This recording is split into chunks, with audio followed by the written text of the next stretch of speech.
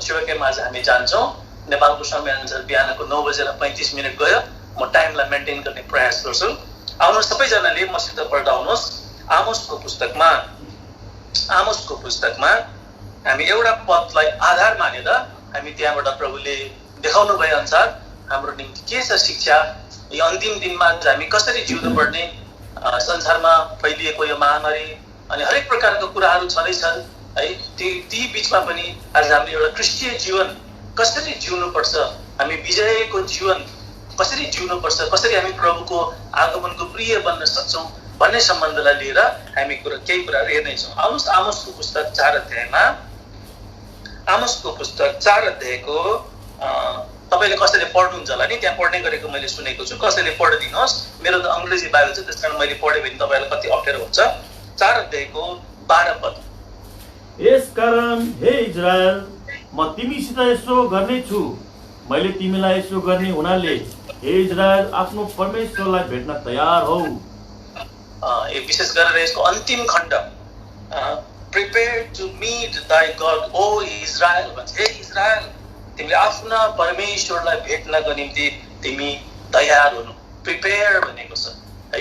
अब यो विषयमा अन्तिम खण्डलाई प्रिपेयर टु मीट दाई गॉड ओ इजरायल भन्ने जुन खण्ड छ, आजको अध्ययन चाहिँ हाम्रो यही वाक्यांशमा हामी यसलाई अध्ययन गर्नेछौँ। आमोस जो प्रभुका भविष्यवक्ता थिए, प्रभुका दास थिए, तिनले इजरायलीहरूलाई आज एउटा चेतावनीको रूपमा है, अब यहाँनिर लेखेको छ म यस्तो काम गर्नेछु, यस्तो काम गर्ने भएको कारणले गर्दा अब यो सबै अध्यायलाई हामी अध्ययन गर्दैनौँ।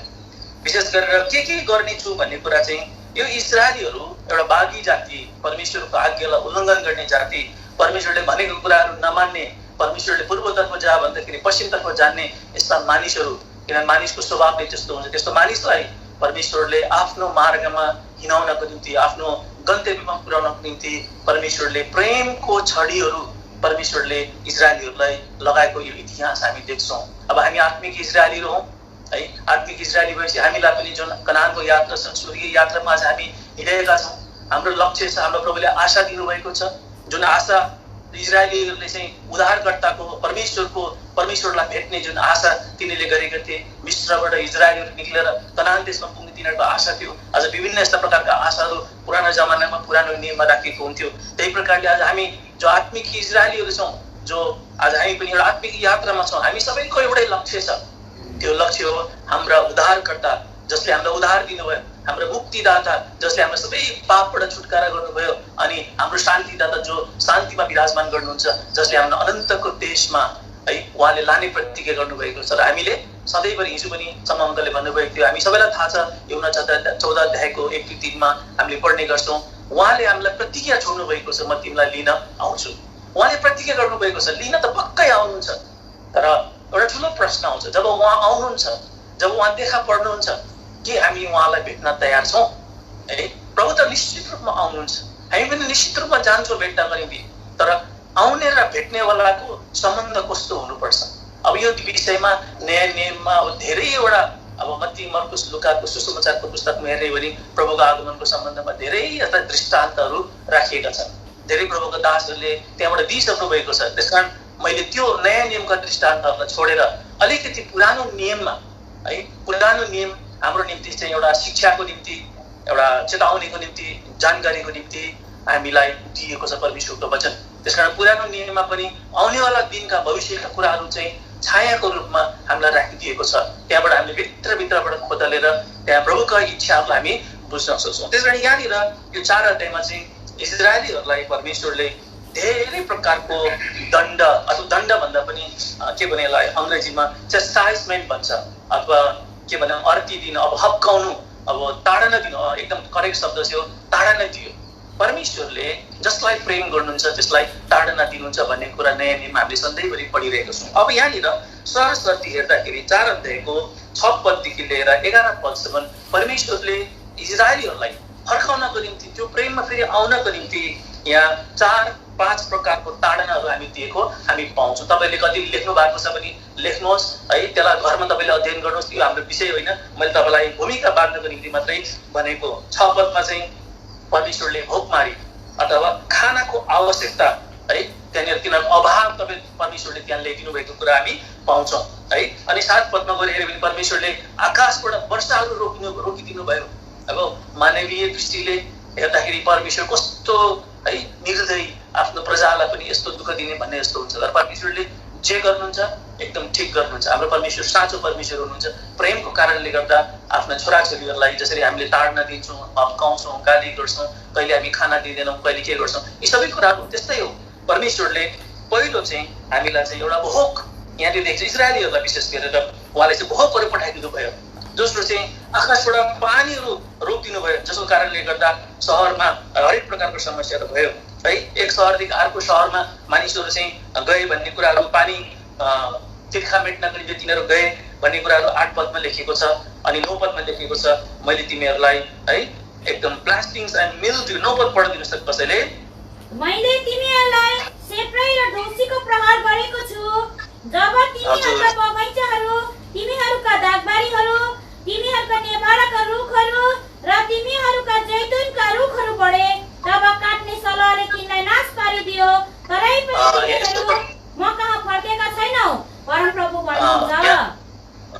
यहाँ यस्तो प्रकार लेखिएको छ, अब धैँचाहरू विभिन्न प्रकारको बोट बिरुवामा, कृषिमा जुन खेतीपाती गर्छ त्यहाँनिर लाग्ने परमेश्वरले यस्ता रोगहरू पठाइदिनु भयो है। त्यस्तो गहिराइमा हामी हेर्दैनौँ, हामी अलिकति भूमिका मात्रै पार्दैछौँ। 10 पदमा लेखेको छ, मैले तिमीहरूलाई धेरै प्रकारका विपदहरू, पेस्टिलेन्सहरू मैले मिश्रमा पठाए जस्तो गरेर मैले त्यहाँ पठाइदिएँ है भन्ने कुरा चाहिँ यहाँ 10 पदमा लेखिएको छ।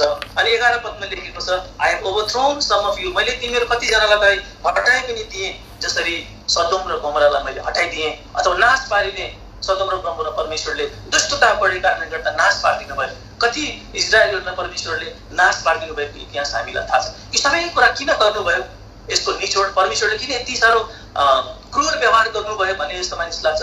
तर यी सबै कुरा चाहिँ परमेश्वरको एउटा उद्देश्य छ है। त्यो चाहिँ के हो भन्दाखेरि 12 पदमा लेखिएको छ। 12 पदमा भन्छ, देयरफोर दस विल आई डू अनटु थी, म त्यसकारण तिमीहरूको बिचमा यो कुरा गर्नेछु हे इजरायल, र म यसले गरेको कारणले गर्दाखेरि तिमीहरू चाहिँ आफ्ना परमेश्वरलाई भेट्नको निम्ति तयार हो है।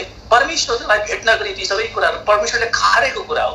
अब हामीलाई जब परमेश्वरले भेट गर्नुहुन्छ, परमेश्वरले भेट गर्दाखेरि परमेश्वर चाहिँ मानिसले जस्तो गरेर भेट्नुहुन्न। एक समय अनुग्रहको समय थियो, अनुग्रहको समयमा परमेश्वर पुत्र बनेर संसारमा आउनुभयो। अनुग्रहद्वारा उहाँले हाम्रो दया देखाएर हामीले कति भुल त्रुटि गरे तापनि अहिले पनि अनुग्रहको समय छ। कमजोरता दुर्बलतामा हाम्रो जीवनहरू व्यतीत गरे तापनि हामीले पापमा आफ्नो स्वीकार गर्दाखेरि, भुल गल्ती त्रुटिहरूलाई मानिलिँदाखेरि उहाँले क्षमा गर्नुहुन्छ, किनभने यो अनुग्रहको युग छ। तर एक समय आउँछ है, अहिले मानिसको रूपमा उहाँले भेट गर्नुभएको छ, हामीलाई दया देखाउनु भएको छ, कृपा देखाउनु भएको छ। तर एक समय आउँछ मानिसको रूपमा उहाँ आउनु, उहाँ न्यायको। यशायाको पुस्तकमा कसैले पढिदिनुहोस् त, यशायाको पुस्तक 47 अध्यायको सायद हुनसक्छ 3 पदमा छ, त्यहाँ परमेश्वरले मानिसलाई जस्तो गरेर उहाँले भेट गर्नुहुन्न भनेर भनिएको छ। पढिदिनुहोस् त यशायाको पुस्तक 47 अध्यायको 3 पदलाई। तेरो नाङ्गोपना उघारिने छ, तेरो कर्म देखिने छ, म बदला लिनेछु र कुनै मानिसलाई छोड्ने छैन, कुनै मानिसलाई छोड्ने छैन।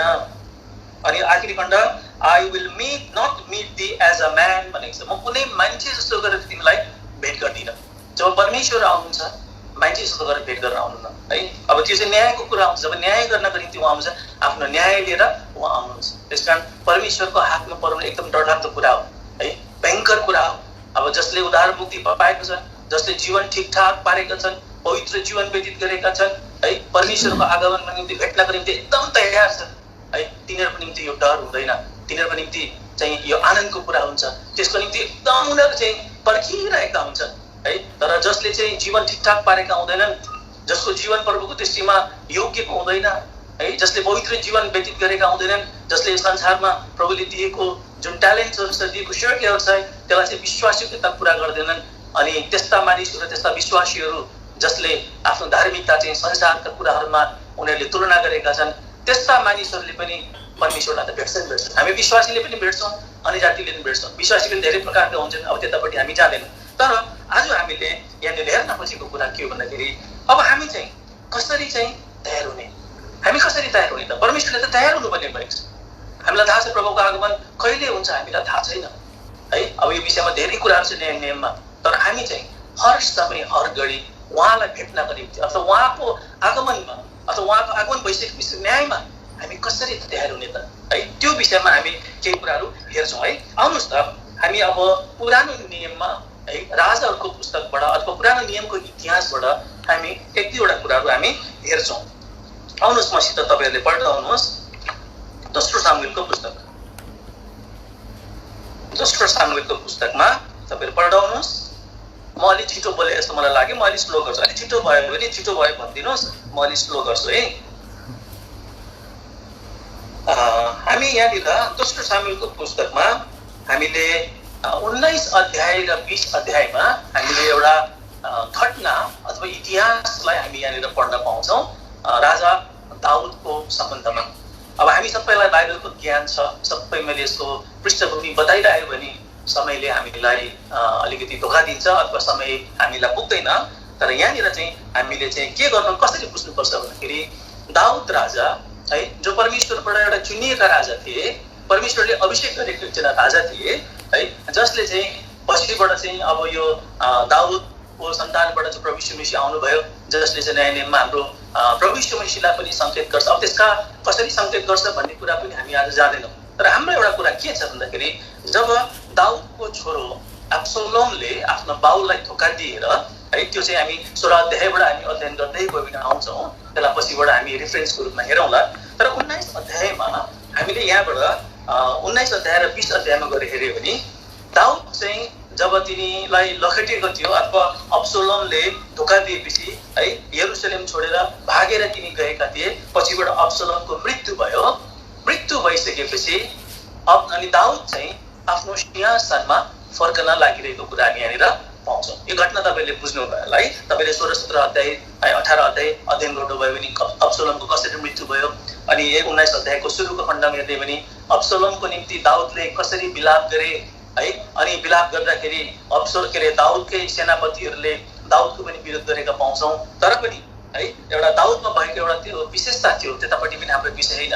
तर यहाँनिर हामी के देख्छौँ भन्दाखेरि दाउद चाहिँ मूल ढोकामा बसिरहेका थिए, अनि त्यो बेलामा चाहिँ इजरायलका मान्छेहरू, इजरायलका प्रजाहरू चाहिँ उनीहरू चाहिँ अब राजालाई ल्याउनु पर्छ, फर्काउनु पर्छ है भन्ने कुराहरू चाहिँ 9 पद र 10 पदमा गरेको हामी पाउँछौँ है। 19 अध्यायको 9 पद र 10 पदमा अब सबै पद हामी हेर्दैनौँ, तपाईँले आफ्नो व्यक्तिगत रूपमा त्यहाँनिर पढ्नुहोस् है। 10 पदमा त्यहाँनिर लेखेको छ है, अब हामीले उहाँलाई किन फिर्ता नल्याउने है, दाउद आफै पनि आउन सक्थ्यो, यहाँनिर एउटा मुख्य कुरा छ।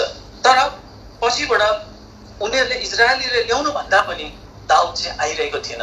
दाउदको एउटा चाहना थियो है। दाउद 11 पदमा त्यहाँ पढ्यो भने दाउदले चाहिँ जदोक र अबियातार भन्ने पुजारीलाई तिनले पठाए। पढिदिनुहोस् त 11 पदलाई।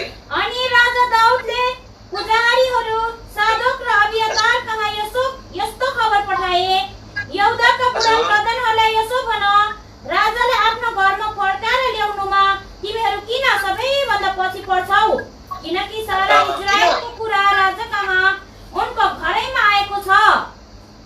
घरैमा आएको छ। अनि 12 पदमा तिमीहरू त मेरो आफ्नै भाइहरू हो, तिमीहरू मेरो आफ्नै हड्डी हो, मेरो आफ्नै शरीर हो, त्यसकारण तिमीहरू किन ढिला गर्छौ, जाऊ है। पुजारीलाई पठाए। अब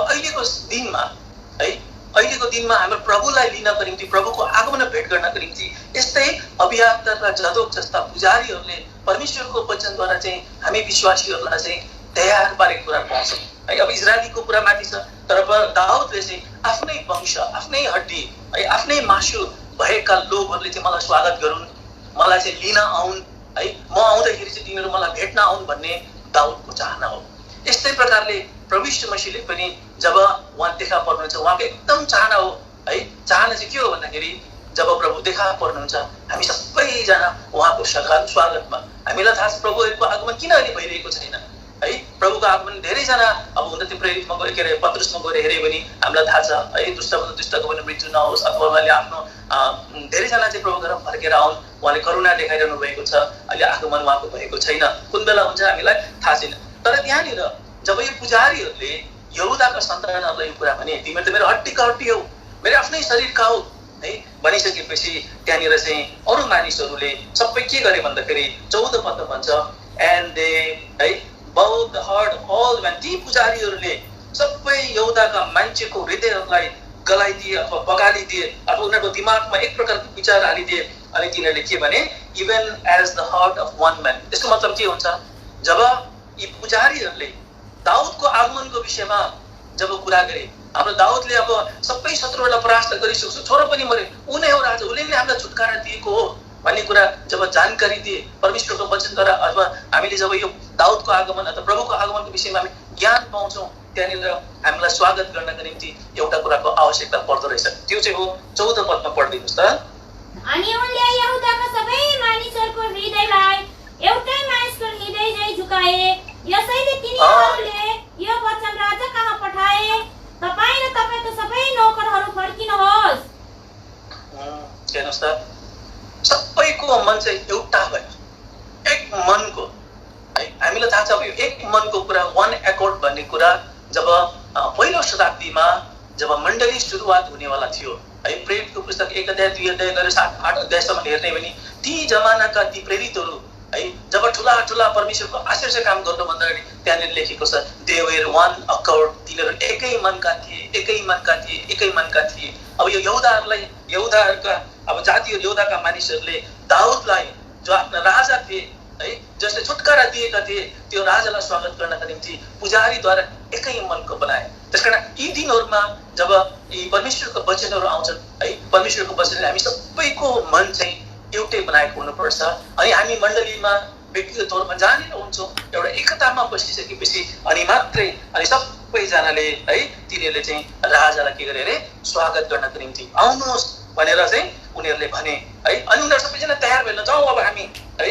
अनि 15 पदमा भन्छ सो द किङ रिटर्न, राजा फर्केर आए। जब आफ्नो प्रजा यहुदाहरू एक मनको भए, हो हामीले आफ्नो राजालाई स्वागत गर्न हामी तयार हुनुपर्छ, हामी उहाँका हड्डीहरू, हामी उहाँका पहुँच के अरे यो शरीर हौँ, हामी उहाँकै सन्तानहरू भनेर जब हामी एकबद्ध हुन्छौँ है, त्यो प्रभुको निम्ति एकदम मिठासको कुरा हुन्छ। राजा फर्केर आउनुहुन्छ है।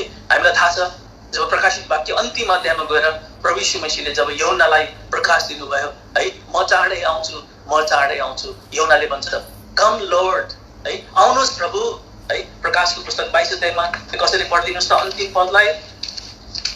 प्रकाश 22 अध्यायको 20 पद भन्छ यी कुराहरूको गवाही दिनु उनले भन्नुहुन्छ, साँच्चै नै म चाँडै आउँछु, आमेन, ज्यू आउनुहोस् हे प्रभु यीशु। यहुन्नाले भन्छन् ज्यू आउनुहोस् प्रभु येशू। के हामी यस घडी जतिले हामीले वचन सुनेका छौँ साँचो हृदयमा हात राखेर मनको एकतामा आएर विभाजित मनले काम गर्न सक्दैनौँ? दुईवटा विचार लिएर प्रभुको सेवा हामी गर्न सक्दैनौँ? दुईवटा धारमा बसेर हामी सेवा गर्न सक्दैनौँ? एउटै ख्रिस्टको मण्डलीको प्याटर्न जुन छ, ख्रिस्टको जुन शिक्षा छ, त्यो एक ख्रिस्टको मन छ, जुन एक मन छ, त्यो मनमा हामी रह्यौँ भने हामी पनि भन्न सक्छौँ ज्यू प्रभु आउनुहोस् है। अब यहाँनिर तयार भए, अब राजा फर्केर आए। हेर्नुहोस् है, अब राजा फर्केर आउँदैछन्। अनि त्यहाँनिर भन्छ यहुदा चाहिँ अब गिलगालमा आए भन्ने कुराहरू पाउँछ। अब यहाँनिर 16 पददेखि राजा त फर्के, राजा त आउनु हुँदैछ है, राजा त आउनुभयो। अब यहाँनिर यर्दन नदीमा राजा दाउद आउनुभयो है। त्यहाँ आइसकेपछि राजालाई भेट्नको निम्ति विभिन्न व्यक्ति र विभिन्न समूहहरू राजालाई भेट गर्न गएको त्यहाँ हामी पाउँछौँ है। तपाईँले यो कुरा कति पहिला सुन्नु भएको छ या छैन? सुन्नु भएको छ भने यसलाई फेरि पनि यसलाई ताजगीको निम्ति भनेर बुझिदिनुहोस्। सुन्नु भएको छैन भने पनि प्रभुलाई धन्यवाद दिएर तपाईँले यहाँबाट केही कुराहरू हामी बुझ्न सक्छौँ है। त्यसकारण जब प्रभु आउनुहुन्छ, प्रभु त आउनुहुन्छ, हामीले सुरुमा पढेका छौँ आमोसको 4 अध्यायमा प्रिपेयर दाई टु मिट हिम। उहाँ त आउनुहुन्छ तर हामी पनि उहाँलाई भेट्न, उहाँ त माथिबाट आउनुहुन्छ, हामी उहाँलाई भेट्नको निम्ति चाहिँ हामी के गर्नुपर्छ? तयार गर्नुपर्छ। तर भेट्न जाँदाखेरि अब हामी कसरी जाने? इसाई जीवन त हामी जिइरहेका छौँ, हामी विश्वासी त भन्छौँ, तर सबै विश्वासी है जब राजालाई हामी भेट गर्न सक्छौँ अथवा भेट गर्न जान्छौँ है, एकै प्रकारको विश्वासमा हामी पाउँदैनौँ है। विश्वासको आफ्नो नाम हुन्छ, विश्वासको अङ्गीकारलाई विभिन्न प्रकारले मानिसहरूले लिएका हुन्छन्। अब यहाँनिर हामी विशेष गरेर 19 अध्यायको 16 पददेखि लिएर 20 अध्यायको 1 पदसम्म हेर्ने भने 5 जना व्यक्तिहरूले राजा दाउदलाई भेट गर्नको निम्ति आउँछन्। अब हामीले एउटा नक्सा बनाऊ। राजा दाउद प्रभु यीशु मसीहको नक्सा हो है। उहाँको सिंहासन अगाडि प्रकाश वाक्यमा लेखेको छ हामी सबैजना मरेकाहरू जीवितहरू उहाँको अगाडि हामी खडा हुनुपर्छ र उहाँको जब पुस्तक खोलिन्छन् हामी त्यो पुस्तक अनुसार हामी न्याय, विश्वासीहरूको पनि न्याय हुन्छ, अन्य जातिहरूको न्याय हुन्छ, छुटकारा पाएकोहरूको पनि न्याय हुन्छ, छुटकारा नपाएकोहरूको पनि न्याय हुन्छ। अब यहाँनिर राजा दाउदलाई भेट्न जाँदाखेरि है इजरायलका मानिसहरू है यहुदाका मानिसहरू कस्ता कस्ता मानिस थिए है तिनीहरूले कसरी राजा दाउदलाई भेटे हामी त्यो कुरा अध्ययन गर्छौँ र यी व्यक्ति 5 जना व्यक्ति हो समयले दियो भने हामी 5 जना हेर्छौँ भएन भने हामी 3टा 4वटामा हामी राखिहाल्छौँ म 1 घण्टाभन्दा बढी लिँदिनँ है यहाँनिर यी 5 जना व्यक्तिहरूले दाउद राजालाई कुन उद्देश्यले कसरी भेट गरे त्यो कुरालाई हामी अध्ययन गर्दाखेरि यी व्यक्तिहरूको चरित्र यी व्यक्तिहरूले आफ्नो जीवन कसरी जिएका थिए राजालाई उनीहरूले कस्तो व्यवहार गरेको थियो संसारमा दाउद राजा जब एक्जाइल हुनुभन्दा अगाडि अथवा के अरे अब्सलोमले विद्रोह गर्नुभन्दा अगाडि जब राजा गरिरहेका थिए त्यो बेलामा है उनीहरूले कसरी व्यवहार गरेको थिए राजा दाउद कसरी भाग्दाखेरि आज बाटोमा उनीहरूले कस्तो प्रकारको व्यवहार गरेका थिए राजालाई भेट्न आउँदाखेरि उनीहरूको हालत कस्तो भयो त्यो कुरा हामी अलिकति तुलना गरेर हामी त्यसलाई हेर्नेछौँ। अब यहाँनिर पढिदिनुहोस् त कसैले नपढिदिनुहोस् यहाँनिर 16 पद पढिदिनुहोस्। अनि एक बेन्यामिनी गेराको छोरा सिमीले जो पहुडीमा थियो त्यति है सिमी मेरो अङ्ग्रेजीमा अर्कै शब्द भएको हुनाले अथवा सिमियाई भनेर भन्छ सिमी भन्ने रहेछ नेपालीमा एकजना बेन्यामिन कुलका है गेराको छोरा चाहिँ सिमी थिए जसले चाहिँ दाउद राजालाई यहुदाका मान्छेसँग दाउद राजालाई भेट्न गए भन्ने कुरा त्यहाँनिर लेखिएको छ। अनि त्यसपछि 17 पदमा आउँछ 17 पदको सुरुको खण्डलाई पनि पढिदिनुहोस् त। अनि उसित बेन्यामिनका 1000 मानिसहरू थिए। हजुर अनि तल पनि पढिदिनुहोस् अझै। साथै साउलको घरका नोकर जीवा र तिनका 15 जना छोराहरू र तिनका 20 जना नोकरहरू तिनको साथमा थिए। अब यहाँनिर 2 जना व्यक्तिहरूको विषयमा हामी पाउँछौँ सिमी र शिबा भन्ने। अब सिमी र शिबा कस्ता व्यक्ति थिए उनीहरूले आफ्नो विश्वासको यात्रा उनीहरू जब दाउद राजा यरुशलेममा हुँदाखेरि जब तिनलाई अब्सलोमले है धोका दिए अथवा अब्सलोमको कारणले गर्दा भाग्नु पर्यो त्यो बेलामा यिनीहरूले कस्तो व्यवहार गरेको थिए र यिनीहरूले व्यवहार गर्दाखेरि यिनीहरूको चरित्रद्वारा आज हामीले आफ्नो जीवनमा है कसरी यसलाई हामी मिलाउन सक्छौँ। यसलाई आउनुहोस् अब यो सिमी भन्नुभयो नेपालीमा होइन सिमी चाहिँ गेराका छोरा थिए यिनले चाहिँ के गरे भन्ने कुरा चाहिँ 16 अध्यायमा आउनुहोस् त। दोस्रो सामुएल 16 अध्यायमा हामी यो कुराहरू हेर्छौँ। 16 अध्यायको तपाईँले सिमी र शिबाको कुरा अब यो शिबा भन्ने कुरा हामीलाई थाहा छ जो मेफीबोसेतको आज नोकर हो। अब यसको विषयमा पुरै अध्ययन गर्न गयो भने हामीलाई फेरि दोस्रो सामुएल 9 अध्यायमा हामी जानुपर्छ कसरी चाहिँ है दाउद राजाले चाहिँ साउलको घरानाबाट कोही बाँचेको छ कि भनेर खोज्दाखेरि चाहिँ है यो मेफीबोसेत बाँचेको कुरा मेफीबोसेत जो लङ्गोडा अवस्थामा थियो कसरी उसलाई ल्याएर चाहिँ दाउदको आफ्नै टेबलबाट खाना दिएको अनि उसको रेखदेख गर्नको निम्ति चाहिँ यो शिबालाई जिम्मेवारी दिएको त्यो कुरा चाहिँ हामी 9 अध्यायमा हामी पढ्न सक्छौँ। तर त्यतापट्टि हामी जाँदैनौँ किनभने समयले हामीलाई धेरै उता धकेल्छ त्यतापट्टि गयो भने अर्को एउटा पाठ निस्किन्छ। 16 अध्यायमा हामीले त्यहाँबाट पढ्यौँ भने चाहिँ दाउद चाहिँ है केही अगाडि डाँडामा जाँदाखेरि चाहिँ मेफीबोसेतका जुन दास थिए शिबा त्यसले चाहिँ के गरे भन्दाखेरि केही गधाहरूलाई लिएर रोटीहरूलाई पनि लिएर है त्यहाँनिर उसले चाहिँ शिबा भन्ने कुरा छ अनि उसले चाहिँ है दाउदलाई खानेकुराहरू पुर्याइदिएको भन्ने कुराहरू तपाईँले 1 पद 2 पद पढ्नु भने थाहा हुन्छ त्यसलाई हामी हेर्दैन एकैचोटि 3 पद पढिदिनुहोस् त। अनि राजाले भने अनि तिम्रा मालिकका छोरा कहाँ छन्? अनि जीवाले राजालाई भने हेर्नुहोस् तिनी यरुशलेममै बस्छन् किनभने तिनले भन्थे आज इजरायलको घरानाले मेरो बाबुको राज्य मलाई फर्काइदिनेछ।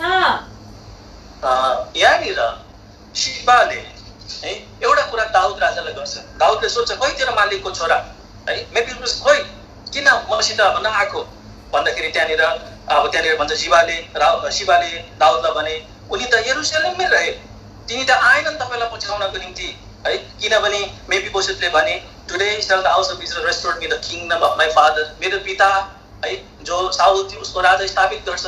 वास्तवमा यो कुरा चाहिँ शिबाले झुट बोलेको यो सत्य कुरा होइन।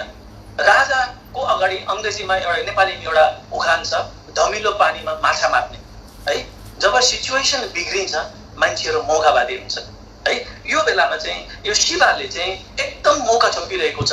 राजा दाउदबाट कसरी हुन्छ त्यो कुराहरू हुन त त्यो सम्पत्तिहरू बाँडेको कुराहरू 9 अध्यायमा गएर हेर्छौँ है। त्यसपछि 4 पदलाई पढिदिनुहोस् त। तब राजाले जीवालाई भने हेर हजुर मेफीबोसेतका सबै थोक तिम्रै हुन्। हजुर है। यी सबै कुरा त आज तिम्रै हुन्। अनि जीवाले चाहिँ के गरिरहेको छ, एकदम धमिलो पानीमा माछा मार्ने राजालाई चाहिँ एकदम झुट बोलेर चाहिँ राजालाई छल गर्न खोजिरहेको छ। अनि यो शिवाको जस्तो चरित्र भएको है अब यस्ता विश्वासीहरू मण्डलीमा नहुने होइनन्। मण्डलीमा यस्ता मानिसहरू हुन्छन् जसले चाहिँ म प्रेम गर्छु त भन्छ, मुखले चाहिँ उसले आफ्नो सेवक है के अरे आफ्नो दास अथवा आफ्नो मालिक मेफिबोसेतलाई उसले हेरेको भन्ने कुरा गर्छ, तर उसले के गरेको छ, मुखले चाहिँ अङ्गीकार गरेको छ, तर व्यवहारमा चाहिँ उसको अर्कै कुरा छ। यस्ता व्यक्तिहरूलाई चाहिँ प्रभुको वचनले चाहिँ के भन्छ भन्दाखेरि कपटी भनेर भन्छ है। कपटीको विषयमा हामी सबैलाई थाहा छ है, जसले भित्र कुरा चाहिँ एउटा गर्छ अथवा मुखले एउटा कुरा बोल्छ तर व्यवहारमा उसको अर्कै कुरा हुन्छ है। यस्ता कपटीहरू, यस्ता हिपोक्राइट अथवा हिपोक्रेसी गर्ने मानिसहरू है। अब यसको विषयमा नयाँ नियममा धेरै ठाउँ बताएको छ। मण्डलीमा यी अन्तिम दिनमा हामी विश्वासीहरूभित्र पनि यस्ता मानिसहरू हुन सक्छन्। त्यसकारण हामीले आफ्नो दासलाई अथवा आफ्नो मालिकलाई हाम्रो प्रभु यीशु मसीहलाई कस्तो प्रकारले प्रेम गरिरहेको छ, मत्तीको पुस्तकमा गएर हेऱ्यो भने हामीलाई थाहा हुन्छ है। 15 अध्यायमा गएर हेऱ्यो भने अलिक 17 अध्यायमा तिमीहरूको आफ्नो ओठले त मलाई प्रेम गर्छु तर तिमीहरूको हृदय चाहिँ मध्ये के छ, एकदम टाढा छ है। यो दाउदलाई उसले साँचो प्रकारले प्रेम गर्ने व्यक्ति होइन यो शिवा, तर जुन अवस्था आएको छ, जुन सृजना आएको छ, दाउदको जीवनमा एउटा भयङ्कर ठुलो एउटा समस्या आएको छ। त्यो समस्या चाहिँ धमिलो पानी हो। अनि त्यो धमिलो पानीभित्र है के अरे यो शिवाले चाहिँ के गर्छ, माछा मार्न लागिरहेको छ है। उसले फाइदा उठाउन खोजिरहेको छ, उसले त्यहाँबाट आफ्नो केही कुराहरू हासिल गर्न खोजिरहेको छ। भन्नु त भन्छ उसले है 16 अध्यायमा हेऱ्यो भने मलाई निगाह गर्नुहोस् है। शिवाले भन्छ 16 अध्यायको 4 पद अहिले भर्खर हामीले पढ्यौँ है। I humbly beseech that I may find, मलाई अनुग्रह दिनुहोस्। हेर्नुहोस् त मुखको यति राम्रो मिठास छ।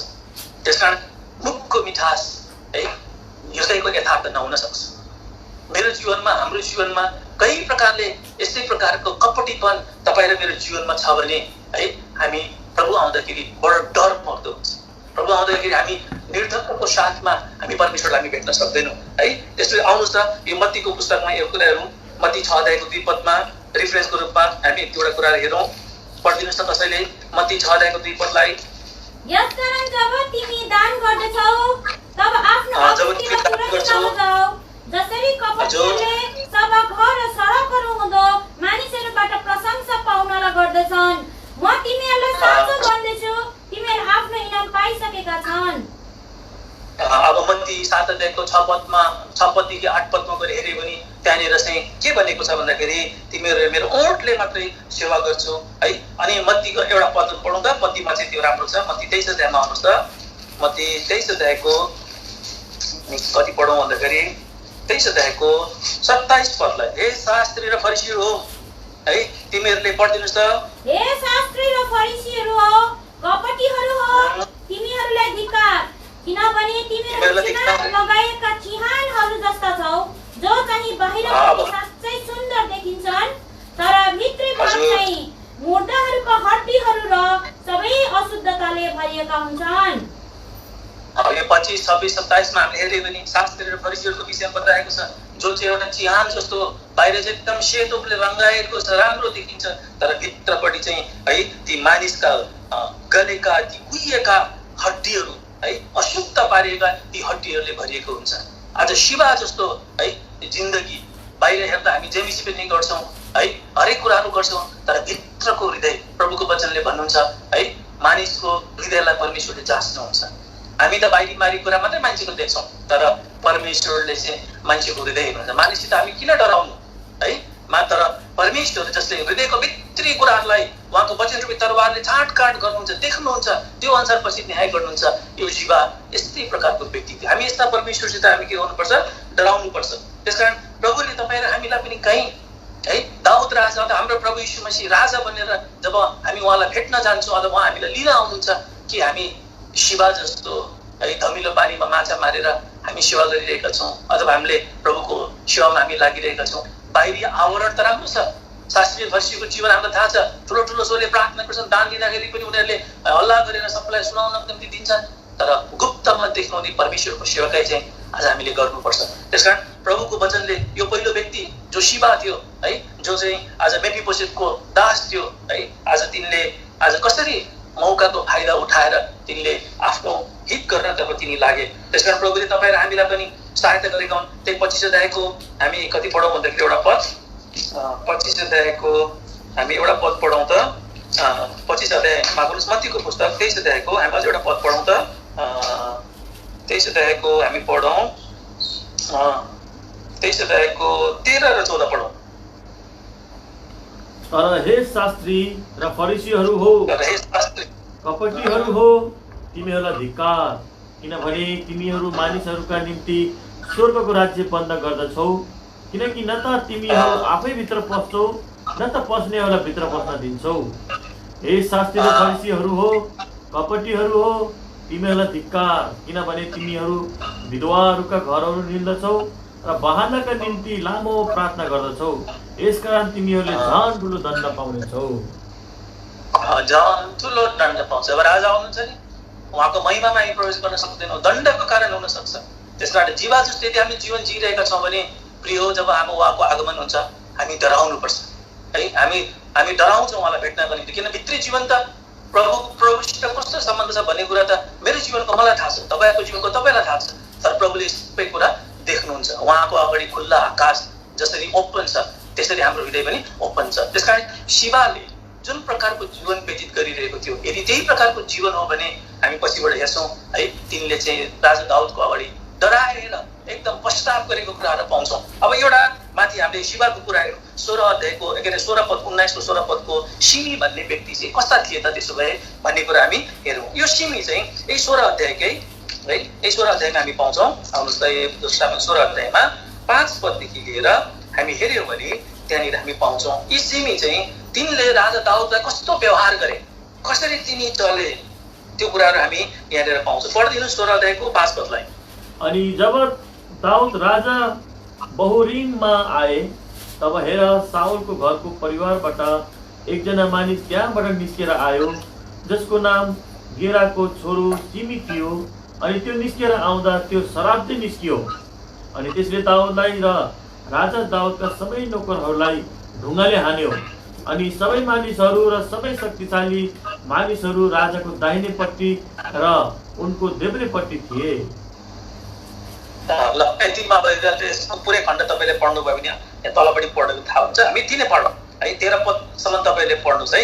13 पदसम्म पढ्दाखेरि पनि तपाईँले त्यहाँनिर चाहिँ जब राजा दाउद चाहिँ भागेर गइरहेको थियो आफ्नो प्राण जोगाउनको निम्ति है, तिनले चाहिँ भागेर अब्सलोमबाट चाहिँ भागेर गइरहेको थियो, त्यो बेलामा चाहिँ यही साउलकै घरानाबाट एकजना गेरा है का छोरा चाहिँ सिमी भन्ने व्यक्ति आए। तिनले जब दाउदलाई देख्छन् है, तिनले दाउदलाई गर्ने व्यवहार यहाँनिर यस्तो छ। यद्यपि दाउद राजा थिए, तर राजा भए तापनि अब्सलोमको विद्रोहको कारणले गर्दा जब राजाले यरुसलेम छोडेर चाहिँ आफ्नो प्राण जोगाउन निम्ति गइरहेको थिए, तिनले पछाडि बसेर राजा दाउदलाई के गरेका छन्, यहाँनिर श्राप के अरे एकदम निन्दा गरेका छन्, श्राप दिएका छन्। कर्स गो, तिमी बाहिर आऊ, तिमी के भन्छ ब्लडी म्यान भन्छ, तिमी हत्यारा है, तिमी बिलायलका मानिस, बिलायल भने दुष्ट हो है, यो दुष्ट मान्छेले भेटे, तिमी बिलायलका मान्छे भनेर दाउद राजाको निन्दा गरेको हामी पाउँछौँ है। अब यो तिमीले घर 8 पदलाई हेऱ्यो भने रगत बगाउने तिम्रो घराना सबै कुराहरू लेखिएको छन्। अनि 13 पदमा गएर हेऱ्यो भने है त्यहाँ भन्छ तिमी डाँडाको माथि गएर फेरि तिनले के गरे है, दाउदको पछाडिबाट ढुङ्गा फाले, ढुङ्गाले हिर्काए। अनि त्यहाँनिर पनि के गरे है, श्राप दिए भन्छ। कर्स एज यु वेन्ट, जाँदै गर्दाखेरि दाउद त गइरहेको थियो, श्राप दिइरहेको पछाडिबाट। यसले के जनाउँछ भन्दाखेरि जब दाउद राजा हो, साउलको घरानाको मान्छे हो, अझै नजिकका मान्छे हो, दाउदको जुन अधिकार थियो, जुन अथोरिटी थियो है, त्यो यरुसलेममा राजा गर्दाखेरि दाउदको अधिकारलाई अस्वीकार गर्ने यो सिमी भन्ने एउटा व्यक्तिमा आफ्नै मनसायमा, आफ्नै तर्कमा, आफ्नै के भन्छ त्यसलाई, आफ्नै युक्तिमा चल्ने, आफ्नै विचारमा हिँड्ने है, प्रभुको अधिकारलाई उसले नमान्ने है, ठट्टा गर्ने, प्रभुलाई निन्दा गर्ने। हामीलाई थाहा छ नि नयाँ नयाँमा जब प्रभु यीशु मसीह संसारमा हुनुहुन्थ्यो है, उहाँका आफ्नै मानिसहरूले प्रभु यीशु मसीहलाई घिचुवा भन्थे है, प्रभु यीशु मसीहलाई पापीहरूको है साथी भनेर भन्थे, विभिन्न प्रकारका निन्दाका शब्दहरू प्रभु यीशु मसीहलाई गर्दथे। हामी देख्छौँ दाउदले कुनै पनि जवाब दिएको हामी पाउँदैनौँ। प्रभु यीशु मसीहले पनि कुनै पनि प्रकारको निन्दा जब उहाँको जीवनमा आयो, आज कुनै पनि जवाब उहाँले फर्काउनु भएन है। यो चाहिँ दाउद र प्रभु यीशु मसीहको जीवनको सिमिल्यारिटिजहरू है, त्यसलाई हामी तुलना गर्न सक्छौँ। अब यो सिमी भन्ने यस्तै प्रकारको व्यक्ति थिए है, जसले चाहिँ प्रभु यीशु मसीहको अधिकारलाई, प्रभु यीशु मसीहको के भन्छ त्यसलाई, अथोरिटीलाई, शक्तिलाई तिनले स्वीकार गर्न सकेका थिएन। र पछाडिबाट के गर्छन्, यिनले आज के अरे दाउदलाई चाहिँ सरापिरहेका छन्। विभिन्न शब्दहरू अथवा नराम्रो शब्दहरू प्रयोग गरेर तिनले गरिरहेका छन्। यो अन्तिम दिनमा पनि प्रिय हामी देख्छौँ, यी दिनहरूमा अन्तिम दिनमा हामी जिइरहेका छौँ। ख्रिस्ट निन्दाका कुराहरू तपाईँ र हाम्रो जीवनमा, तपाईँ हाम्रो मण्डलीमा ख्रिस्टको निन्दा भने कसरी हुन्छ, त्यो फेरि आफ्नै पाठ छ। ख्रिस्टको निन्दा कसरी हुन्छ त्यो विषयमा हामी गयो भने फेरि लामो विषय जान्छ। त्यसकारण हामी एकदम होसियार हुनुपर्छ। सिमी जस्तो व्यक्ति ख्रिस्टको निन्दा गर्दै, ख्रिस्टको अधिकार अहिले हामी विश्वासी जीवन छ। हामीलाई थाहा छ, पहिलो कोरिन्थीमा गएर हेर्ने भने हामी जो प्रभु यीशु मसीहमा उद्धार र मुक्ति पाइसकेका छौँ, सम्पूर्ण आत्मा देह प्राण हाम्रो होइन। हामी ख्रिस्टमा मरिसकेका छौँ। हामीलाई परमेश्वरको कोरिन्थीमा गएर भन्छ, प्रभुको रगतले किनेको कारणले गर्दा तिमीले आफ्नो शरीर र आफ्नो प्राणमा प्रभुको महिमा गर भन्छ। हाम्रो यो शरीर र प्राणमा ख्रिस्टको अधिकारलाई चाहिँ हामीले महसुस गरेनौँ, ख्रिस्टको अधिकारलाई हाम्रो जीवनमा काम गर्न दिएनौँ भने हामीले चाहिँ ख्रिस्टको निन्दा गरेको। हाम्रो सर्वश्रेष्ठता अथवा हाम्रो मालिक को हुनुहुन्छ? हाम्रो मालिक त प्रभु हुनुहुन्छ। हाम्रो प्रत्येक जीवनको मालिक को बन्नुपर्छ? प्रभु बन्नुपर्छ। हाम्रो प्रत्येक विचारको मालिक को बन्नुपर्छ? प्रभु बन्नुपर्छ। हाम्रो प्रत्येक जीवनको हिँडाइ, चाहे त्यो संसारिक हिँडाइ होस् अथवा आत्मिक हिँडाइ होस्, त्यसको प्रमुखता, त्यसको मूल स्रोत चाहिँ प्रभु यीशु मसीह हुनुपर्छ। उहाँको अधिकारलाई हामीले स्वीकार गर्नुपर्छ। यदि स्वीकार गरेनौँ भने हामीले प्रभुलाई निन्दा गरिरहेका हुन्छौँ। भलै हामीले प्रभुको विषयमा विरोध नगरौँला, प्रभु त्यस्तो त्यस्तो भनेर हामी नबनाउँला, हामीले सिमीले भने यस्तो गरेर तिमी ब्लडी मान्छे यस्तो यस्तो भनेर नबनाउँला। तर यदि हामीले आफ्नो जीवनमा ख्रिस्टको अधिकारलाई, ख्रिस्टको सामर्थ्यलाई, ख्रिस्टको जुन सार्वभौमिकतालाई हामीले जीवनमा हामी स्वीकार गर्दैनौँ, ख्रिस्टको इच्छालाई आफ्नो जीवनमा सर्वोपरि नठानेर हामीले आफ्नो इच्छा अनुसार हामी जीवन जिउँछौँ भने त्यो सेमीको जीवन हो। अनि यी सेमी चाहिँ यस्तो प्रकारले अन्तिम दिनमा मान्छेहरू यस्तै प्रकारका हुन्छन्। प्रिय मण्डलीमा संसारमा ख्रिस्टको निन्दा हुन्छै हुन्छ। तर सबैभन्दा दुःख लाग्दो कुरा चाहिँ विश्वासीहरूको जीवनमा पनि हामीले कति प्रकारले नजानिदो पाराले ख्रिस्टको निन्दा गरिरहेका हुन्छौँ। प्रभुको वचनले हामीलाई भन्छ दोस्रो पत्रुसमा, यी अन्तिम दिनमा ख्रिस्टका निन्दा गर्नेहरू मण्डलीमा हुन्छन् भन्छ। आउनुहोस् त दोस्रो पत्रुसमा आउनुहोस् त। दोस्रो पत्रुस हामी सबैलाई थाहा भएको त्यो हो। दोस्रो पत्रुस 3 अध्यायको 3 र 4 कसैले पढिदिनुहोस् त। अन्तिम दिनहरूमा गिल्ला गर्नेहरू आउनेछन्, जो तिनीहरू आफ्नै अभिलाषाहरू अनुसार हिँड्छन् र यसो भन्छन्, खै उहाँको आगमनको प्रतिज्ञा कहाँ गयो? किनकि पिता पुर्खाहरू मरेका समयदेखि सबै कुराहरू सृष्टिका सुरुबाट जस्ता थिए त्यस्तै चलिरहेका छन्। प्रभुको आगमनको विषयमा निन्दा गर्छन्, खै तेरो प्रभु भन्छन्। आज मण्डलीभित्र पनि आज यस्तो प्रकारको कुराहरू नआउन सक्लान् भन्न हामी सक्दैनौँ। आउँछन् तिनीहरू, तर प्रभुले तपाईँ हामीलाई त्यस्तो बनाएको निन्दा गर्ने व्यक्ति हामी पनि अन्तिम दिनमा अझै यो चाहिँ आज यो मण्डलीमा लेखेको कुरा हो। मण्डलीभित्र यस्तो कुराहरू हुन सक्छन्। झुटा भविष्यवक्ताहरू आउन सक्छन्। आफ्नै यहाँनिर कति राम्रो शब्द रहेछ नेपालीमा, त्यो कुराहरू चाहिँ हामीले यहाँनिर हेऱ्यौँ। त्यस कारण तपाईँ र मैले एकदमै याद गर्नुपर्छ। अनि यो निन्दा गर्नेहरू चाहिँ एउटा पद पढौँ त। यहुदाको पुस्तक 4 पदलाई प्रकाशभन्दा अगाडिको पुस्तकमा यहुदा भन्छ, जुट, द बुक अफ जुट, त्यसको हामी पढ्छौँ 4 पदलाई। किनकि कति मानिसहरू लुकीछिपी भित्र पसेका छन्, जो चाहिँ अघिदेखि नै यही दण्डका निम्ति ठहरिएका भक्तिहीन मानिसहरू हुन्, जसले हाम्रा परमेश्वरको अनुग्रहलाई कामुकतामा परिवर्तन गर्छन् र एक मात्र मालिक परमेश्वर र हाम्रा प्रभु येशू ख्रिस्टलाई इन्कार गर्छन्। प्रभु यीशु मसीहको अनुग्रहलाई कामुकतामा परिवर्तन गर्छन् भन्छ। प्रिय हो, कामुकता भन्ने शब्द हामी बुझ्छौँ सबैजनाले। प्रभुको अनुग्रहलाई स्वार्थसित आफ्नो निजी लाभको निम्ति, निजी फाइदाको निम्ति प्रयोग गर्नेहरू हुन्छन्। अनि तिनीहरूले चाहिँ denying the only Lord God and the Lord Jesus, एक मात्र परमेश्वर प्रभु यीशु मसीहले उनीहरूले के गर्छन्? इन्कार गर्छन्। यो त मण्डलीभित्र यस्तो कुराहरू आउँछन्। यो चाहिँ एउटा सिमीको एउटा जीवन हो। अब यस्तो अवस्थामा दाउद राजालाई तिनीहरूले कसरी भेट गर्न सक्छन्? आउनुहोस् त 19 अध्यायमा तिनीहरू जब दाउदको अगाडि आउँछन्, यद्यपि दाउदले क्षमा गरेका छन्, किनभने त्यो राजाले क्षमा दिए। तर यहाँनिर आउनुहोस् त, अब हामी पाठमा 19 अध्यायमा आउनुहोस् त। हाम्रो समय उडिरहेको छ, त्यस कारण म अलिकति छिटो जान्छु। 18 पदमा हामीले हेऱ्यौँ भने सिमी पनि त्यहाँनिर आए, एकदम दाउदको अगाडि घोप्टो परे। र तिनी किन घोप्टो पर्नु पर्यो? यदि उसको जीवन ठिक थियो भने कसले माफ माग्नु पर्ने थिएन। हामी प्रभुको अगाडि किन घोप्टो पर्छ? जब हामी कन्भिक्ट हुन्छौँ, कन्सियसमा हामी गिल्टी पाउँछौँ अथवा विवेकलाई हामीलाई दोषी दिन्छ। किनभने पास्ट लाइफ हामीले जे काम गरेका हुन्छौँ त्यो कुरा त प्रभुलाई थाहा छ, हामीलाई थाहा हुन्छ। त्यसकारण जब हाम्रो न्यायकर्ता जसले सबै कुरा देख्नुहुन्छ है, जब उहाँको अगाडि पर्दाखेरि हामी पनि यस्तै प्रभु मलाई क्षमा गरिदिनुहोस् भन्ने हामीले मौका हुँदैन। अहिले नै हो प्रिय, जसरी सेमीले यहाँनिर माफ माग्दाखेरि दाउदले क्षमा दिएका छन्, अहिले यदि हामी सेमी र जीवा जस्तो है जीवन हामी जिइरहेका छौँ भने दाउद राजा हाम्रो मालिक प्रभु यीशु ख्रीष्ट न्यायकर्ता बनेर आउनुहुन्छ, त्यो बेलामा क्षमा, त्यो बेलामा अनुग्रह चाहिँ हुँदैन। अहिले नै हो त्यो कुरा। त्यसकारण पढिदिनुहोस् त 18 र 19 पदलाई। अनि राजाको घर परिवारलाई पार गर्न र उनलाई असल लागेको कुरा गर्नलाई त्यहाँ एउटा ढुङ्गा पारी गइरहन्थ्यो। अनि गेराको छोरा सिमीले मैले हजुरलाई थोके समय नभए कारणले गर्दा 18, 19, 20 पदलाई हामीले पढ्यो भने 20 पदमा त्यहाँनिर भन्छ, तपाईँका दासलाई तपाईँ जान्नुहुन्छ है, मैले पाप गरेको छु भन्ने कुरा जान्नुहुन्छ। म अब हेर्नुहोस् त पहिलोचोटि पुगेको छ, हतार गरेको छ। किन? डरको कारणले। कहीँ चाहिँ दाउद चाहिँ आएर चाहिँ मलाई चाहिँ फेरि मार्छ, बदला लिन्छ। किनभने मैले के गरेको थिएँ जब दाउद राजा भाग्दाखेरि चाहिँ मैले कसरी सरापेको थिएँ, कसरी पछाडिबाट ढुङ्गा हानेको थिएँ, कसरी ख्रिस्टको निन्दा गरेको थिएँ भन्ने कुरा त उसलाई मात्रै थाहा छ। हतार चाहिँ दाउद राजा यर्दन नदीमा आउँदाखेरि ऊ भेट गर्न गयो। भेट गर्न जाँदाखेरि एकदम डरको साथमा ऊ त्यो गयो। हामी डराउनु पर्दैन यदि हामीले जीवन चाहिँ सिमी र शिवाको जस्तो जीवन व्यतीत गरेका छैनौँ भने।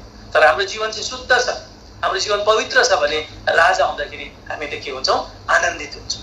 गप्टो गरेर हामीलाई उहाँलाई पाप गरे प्रभु भन्नु पर्दैन, तर हामीले चाहिँ उहाँलाई देख्दाखेरि चाहिँ दण्डवत गरेर हामी उहाँको प्रशंसा गर्छौँ। त्यसकारण प्रियहरू, तपाईँ हाम्रो जीवन कस्तो छ?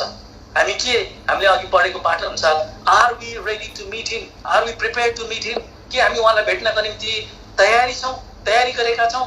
कि हाम्रो जीवन सिमीको जस्तो अथवा शिवाको जस्तो, जीवा भन्छ अङ्ग्रेजीमा, शिवाको जस्तो छ भने तपाईँ र मैले एकदम जाँच गर्ने। तपाईँले भन्नु होला यो त साह्रै नेगेटिभ कुरा भयो, हाम्रो त्यस्तो जीवन छैन। हो, हाम्रो राम्रो जीवन पनि छ। कतिले प्रभुलाई भक्तिपूर्ण जीवन व्यतीत गरेका पनि छन्। त्यो कुरा हामी हेरौँ। अब अगाडि आएर दोस्रो व्यक्ति हामीले हेरौँ है। पहिलो व्यक्ति सिमी, दोस्रो व्यक्ति शिवा, अब हामी तेस्रो व्यक्ति हामी हेर्छौँ है। त्यो व्यक्ति चाहिँ हो, आउनुहोस् त 23 पदमा, 23 पद माफ गर्नुहोस्, 24 पदलाई 19 को 24 पदको त्यहाँनिर भन्छ, मेफिबोसेत है साउलका छोरा है came down to meet the king, राजालाई भेट्नको निम्ति तिनी आए भनेको छ। अब हेर्नुहोस् है, शिवा पनि आयो है, सिमी पनि आयो, अब मेफिबोसेत पनि आयो। मेफिबोसेत आउँदाखेरि उसको अवस्था कस्तो छ भन्दाखेरि पढिदिनुहोस् त 24 पदलाई। अनि साउलको छोरा मेफिबोसेत राजालाई भेट्न भनी तल आए। अनि राजा निस्केर गएको दिनदेखि शान्तिसित फर्केर नआउन्जेल तिनले न आफ्ना खुट्टा धोएका थिए, न आफ्नो दाढी काटेका थिए, न आफ्ना लुगा नै धोएका थिए।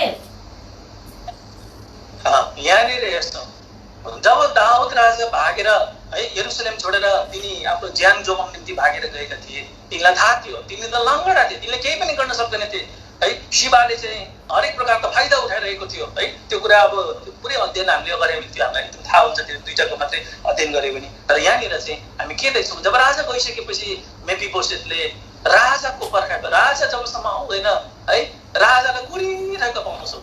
उसले दाढी पनि काटेको छैन है, लुगाहरू पनि फेरेको छैन। उसले सम्पत्ति, साउलको सबै सम्पत्ति चाहिँ शिवा र है यो के अरे मेफिबोसेतलाई दिएको थियो, त्यसको पनि उसलाई वास्ता छैन है। त्यो कसरी हामी थाहा पाउँछौँ भन्दाखेरि हाम्रो पदले भन्छ, यहाँनिर कहाँनिर पढिदिनुहोस् भन्दाखेरि 29 र 30 पदलाई पढिदिनुहोस् त।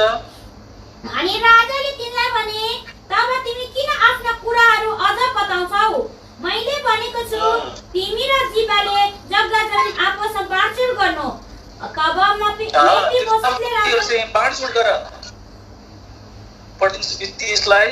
मेफिबोसेतले राजालाई भने, हे प्रभु राजा त शान्तिसित आफ्नो घरमा फर्केर आइहाल्नु भएको छ, यसैले उसैले सबै लैजाओस्। मेफिबोसेतले दाउदको अनुग्रहलाई, दाउदले देखाएको दयालाई उसले बुझेको थियो।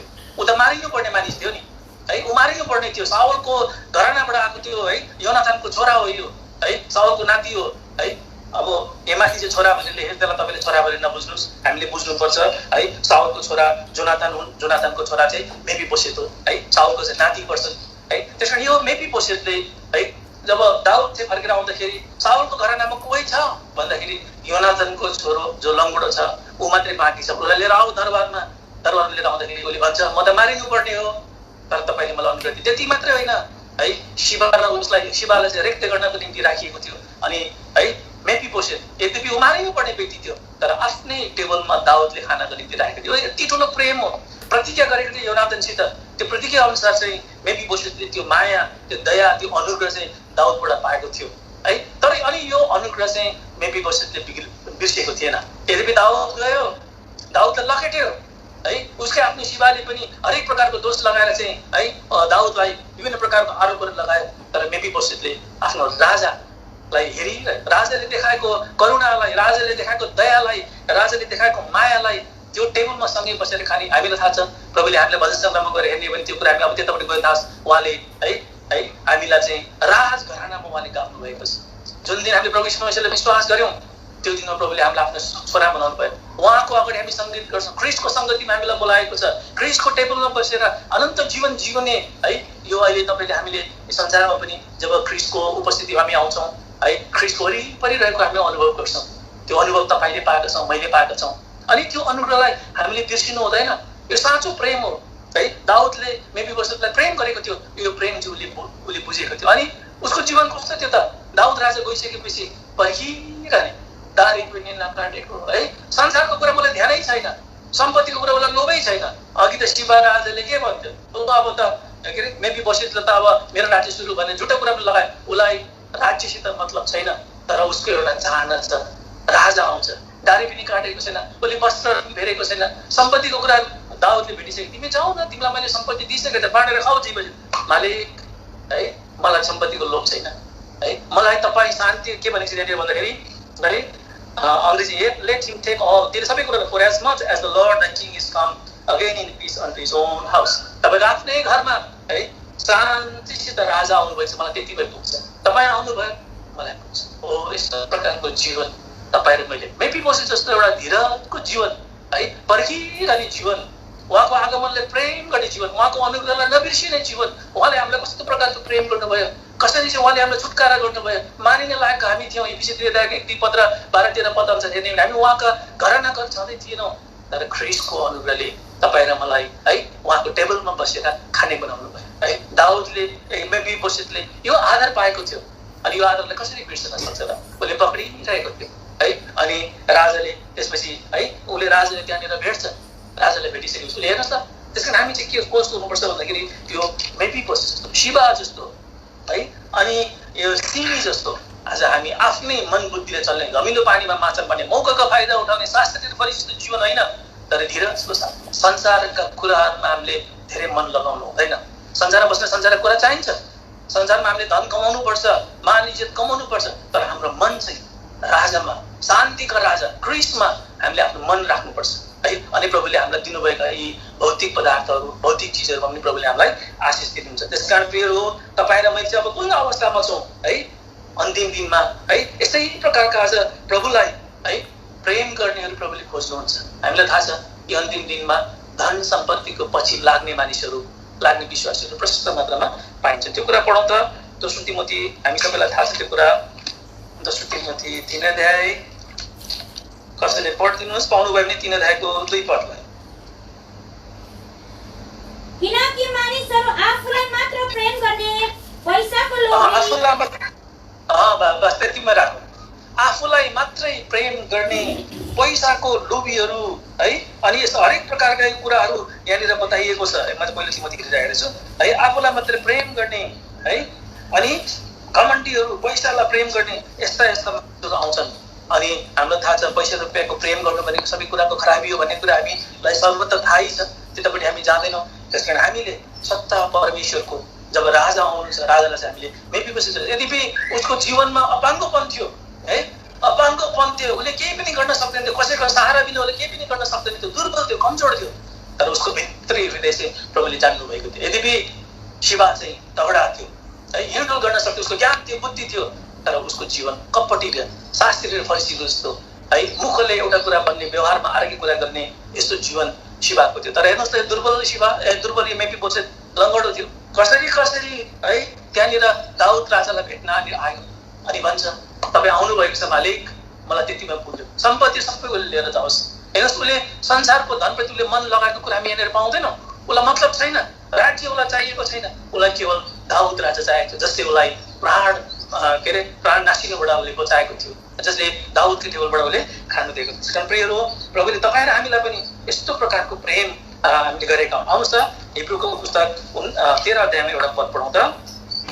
हिब्रूको पुस्तक समय सकिन लाग्यो, अब म 5 वटा त भ्याइँदैन होला, अझै एउटा व्यक्तिको चाहिँ हामी कुरा गर्नै पर्छ। हिब्रूको पुस्तक 13 अध्यायमा 13 अध्याय भनेपछि 9 अध्यायको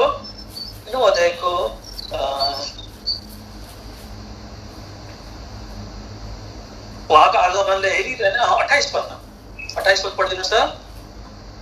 उसरी नै ख्रीष्ट पनि धेरैका पापहरू भोग्नका निम्ति एकपल्ट बलि चढाइनु भयो, अनि उहाँको बाटो हिँड्नेहरूका मुक्तिका निम्ति उहाँ दोस्रो पटक बिना पाप देखा पर्नुहुनेछ। उहाँको आगमनलाई हेरिरहनेहरू, लुकिङ फर हिम भनेपछि जसले उहाँको आगमनलाई हेरिरहेका छन्, मेबी पोसिबल जस्तो है, तयार भित्र चाहिँ उसको तयार छ, बाहिर वाला मतलब छैन, बाहिरको फेसनसित मतलब छैन, शरीरमा दुर्बलता कमजोरता छ, रोग बिमार छ, हरेक कुरा छँदैछ है, तर उसको मन चाहिँ है तयार छ। जसले चाहिँ उहाँको आगमनको निम्ति एकदम हेरिरहन्छ, त्यस्ताहरूको निम्ति प्रकट हुन उहाँ चाहिँ दोस्रो पटक आउँदै हुनुहुन्छ। अब हामीले तेस्रो व्यक्ति हेरौँ, यसको अझै धेरै कुराहरू थिए, मेबी पुस्तकको विषयमा हाम्रो समय भएन। अब हामी चौथो व्यक्ति हामी हेर्छौँ है। आउनुहोस् 19 अध्यायमै, 19 अध्यायको हामी 31 पदमा हेऱ्यौँ भने एकजना व्यक्ति आउँछ है, एकजना व्यक्ति जसको नाम हो ब्राजिलिया भनेर भन्छ। पढिदिनुहोस् त 31 पदलाई। अनि गिलादी बर्जिलै रोगेलिमबाट तल झरे र राजालाई यर्दन पारी पुर्याउन उनीसँग यर्दन पार गरे। अब यहाँनिर एकजना व्यक्ति आउँछन् राजालाई भेट्नको निम्ति, बुढा मानिस, यिनको उमेर हामीलाई बताएको छ 80 वर्षको है, 80 वर्षको एकजना वृद्ध मानिस राजा दाउदलाई भेट्नको निम्ति यर्दन नदीमा आउँछ है। हेर्नुहोस् त, वृद्ध मानिस एकजना बर्जिलिया भनेर भनेको छ, बार्जिलिया भनेर भनेको छ है, बार्जिलिया भनेको छ। यो व्यक्ति चाहिँ गिलियादका मान्छे थिए है, जसले चाहिँ राजा दाउदलाई भेट्नको निम्ति तिनी तल यर्दन नदीसम्म तिनी आएका थिए। अब हामीले यो व्यक्तिले यिनी राजा हुँदाखेरि जब राजा भागेर जाँदथे है, यिनको विषयमा हामीले गएर पढ्यो भने है, यहाँ आउनुहोस् त 17 अध्यायमा गएर हेऱ्यो भने यो कुरा हामी यहाँनिर पाउँछौँ है। जब राजा गइरहेका थिए, भागिरहेका थिए है आफ्नो प्राण जोगाउन निम्ति, त्यहाँनिर यो व्यक्ति हुन त 3 जना व्यक्ति बताएको छ। यो 3 जना व्यक्तिको अध्ययन गऱ्यो भने साह्रै मिठो पाठ छ, तर यो 3 जना व्यक्तिको अध्ययन गर्ने हामीसित समय छैन। हामीले चाहिँ यो राजालाई भेट्न आउँदाखेरि है बर्जिलिया मात्रै आएको कारणले गर्दाखेरि यो व्यक्तिको हामी थोरै चर्चा गर्छौँ है। 27 पदमा भन्छ, and it came to pass when David was come to Mahanaim. पढिदिनुहोस् त। अनि यस्तो भयो, जब दाउद महानयममा आए, तब अम्मोनीहरूको रब्बाबाट नहासका छोरा सोबी, लो देबारबाट अमिएलका छोरा माकिर र रोगेलिमबाट गिलादी बर्जिलैले। अनि 28 पद 29 पद हामीले पढ्यो भने यी 3 जना व्यक्तिहरूले राजा दाउदको निम्ति ओछ्यानहरू, भाँडा बर्तनहरू है, गहुँहरू, कोदो, फापर अनि हरेक प्रकारका खानेकुरा, मह, घिउ है, अनि भेडाहरू अनि हरेक प्रकारका खानेकुराहरू दाउदको निम्ति र यहाँ आखिरी पदमा भन्छ तपाईँका प्रजाहरू भोकाएका छन् अनि एकदम थाके गरेका छन् अनि तिर्खाएका छन्, उजाड स्थानमा भागेर जानु पर्यो। यो प्रबन्ध गरिदिएको छ 3 जना व्यक्तिहरूले है। दाउद जब गइरहेका थिए है, यहाँनिर प्रबन्ध गरिएको कुराहरू हामी पाउँछौँ। तपाईँका प्रजाहरू गलेका छन्, तपाईँका प्रजाहरू कति दिन भागेर आए, यिनीहरूको निम्ति सुत्नको निम्ति ओछ्यान है, खाना पकाउनका निम्ति सबै प्रकारका भाँडाहरू, बर्तनहरू अनि पकाउनको निम्ति गहुँ, यी सबै कुराहरू गरेका छन्। अब यहाँनिर एउटा मिठो कुरा चाहिँ के छ भन्दाखेरि हामीले त एकजना व्यक्ति मात्रै हेर्छौँ, बर्जिलिया भन्ने व्यक्ति मात्रै हेर्छौँ, तर यहाँनिर 3 जना व्यक्तिको कुरा आएको छ। 3 जना व्यक्ति पनि हामी हेर्दैनौँ है। माथि चाहिँ सोबी भन्ने एकजना व्यक्ति छ, अर्को चाहिँ माकिर भन्ने व्यक्ति छ। यो व्यक्तिको नामको अर्थ र यिनीहरूको चरित्रको विषयमा साह्रै सुन्दर कहानी छ, त्यतापट्टि हामी जाँदैनौँ। हाम्रो विषय हो बर्जिलिया भन्ने एउटा व्यक्ति हो। अब यो व्यक्ति चाहिँ कुन ठाउँमा आयो भन्दाखेरि राजा दाउदलाई भेट्नको निम्ति माथि 27 पदको सुरु खण्ड भन्छ, and it came to pass when David was come to Mahanaim भनेर भन्छ। यो चाहिँ राजा दाउद भाग्ने बेला हो, जब दाउद राजा फर्किएका थिए यर्दन नदीमा यिनी आफै भेट्न। यहाँनिर चाहिँ महानिम भनेर भन्छ, महानिम भनेर भन्छ। महानिमको अर्थ हुन्छ 2 वटा तम्बु, 2 क्याम्प्स है, 2 वटा तम्बु भन्ने यसको अर्थ लाग्छ।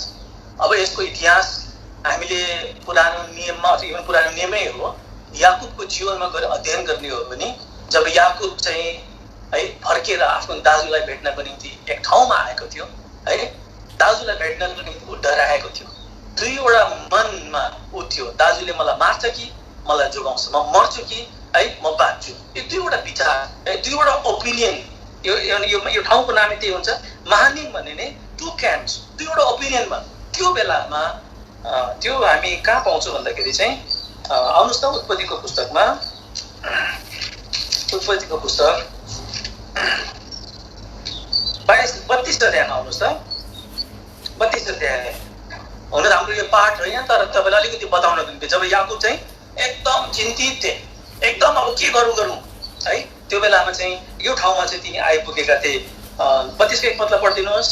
अनि याकुब आफ्नो बाटो लागे अनि परमेश्वरका दूतहरूले उनीसँग भेट गरे। अनि 2 पदलाई, अनि जब याकुबले उनीहरूलाई देखे तब उनले भने यो परमेश्वरको फौज हो, अनि उनले त्यस ठाउँको नाम महनैम राखे।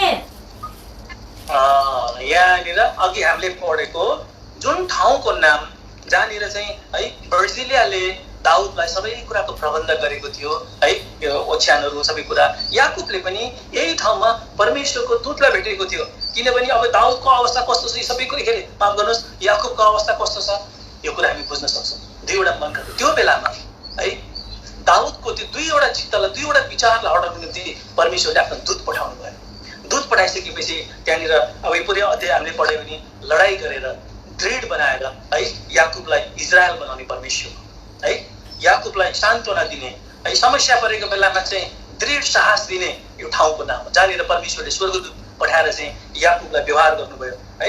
याकुबलाई अब यो 3 पद 4 पद यो पुरै अध्याय पढ्नुभयो भने याकुबलाई कस्तो प्रकारको कुरा भयो त्यो कुरा हो। तर हामी आफ्नै पाठमा आउँ, हामीले यहाँनिर के हेरिरहेको छौँ भने 17 अध्यायमा यही ठाउँमा है यो बर्जिलिया भन्ने व्यक्ति आए। अब यसको अर्थ के हो त है, यसले हामीलाई के सिकाउँछ? दाउदको अवस्था कस्तो थियो? याकुब जसरी डिस्ट्रेसमा थियो, चिन्तामा थियो, एकदम उसको अब के गर्ने है, अब लखट्यो मलाई, मेरो राज्य मेरै छोराले, अरूले होइन है। हामीलाई कति लाग्छ आफ्नो छोराले है आफैलाई है विद्रोह गरेर चाहिँ छोड्नु पर्यो। राजाले चाहेको भए मार्न सक्थ्यो तर त्यो गरेन है। जसरी है अब्राहमले आफ्नो एउटै मात्र छोरालाई बलिदान गर्दाखेरि त्यो छोराले पनि यताउति गर्न सक्थ्यो तर गरेन। यहाँनिर हामी देख्छौँ है दाउद राजा पनि एकदम चिन्तित अवस्थामा समस्यामा परेको बेलामा दाउदको प्रजाहरूलाई खुवाउने मान्छे को निस्क्यो है, सेवा टोल गर्ने मान्छे को निस्क्यो?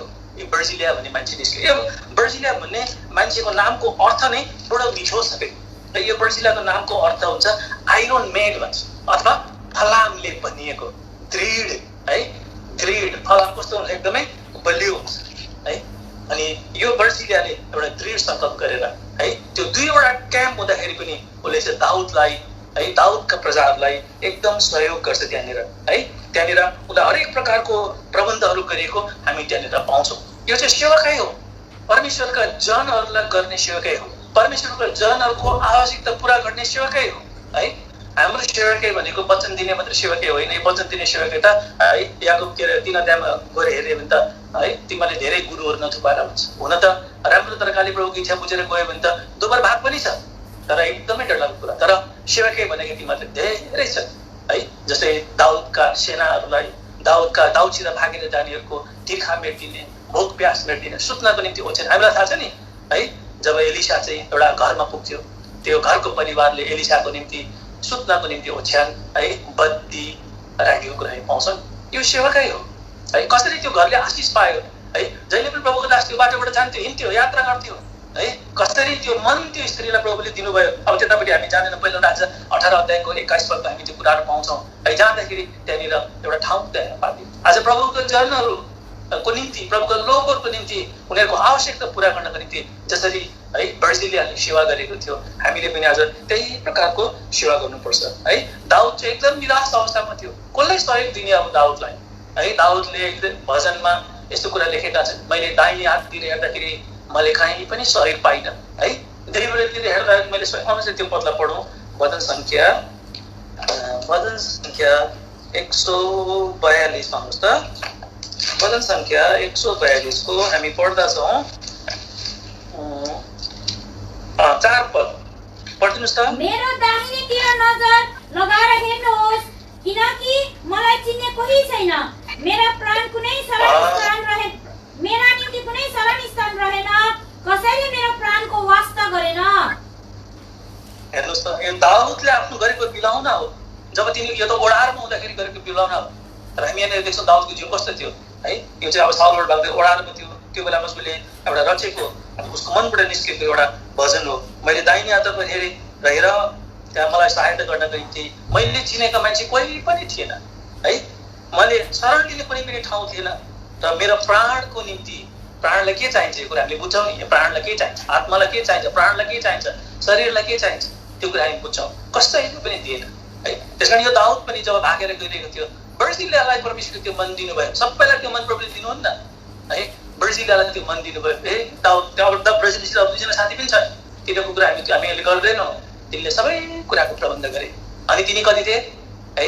80 वर्षका बुढा थिए है। 80 वर्षको बुढाले है, अथवा अब त्यो बेलामा 80 वर्षको बुढा त अब नभनौँ, अहिले त हामी 80 वर्षमा त धेरै बुढा हुन्छौँ, तर त्यो समयमा 80 वर्ष सायद जवानै होला। तर यहाँनिर हामी के पाउँछौँ भन्दाखेरि यिनले है एकदमै प्रभुको दासहरूको, दाउद राजाको सेवकहरूको त्यहाँनिर सेवा गरेको कुराहरू हामी पाउँछौँ। त्यस कारण तपाईँले मलाई यो बर्जिल्लाको जीवनद्वारा चाहिँ हामी उत्साहित हुनुपर्छ।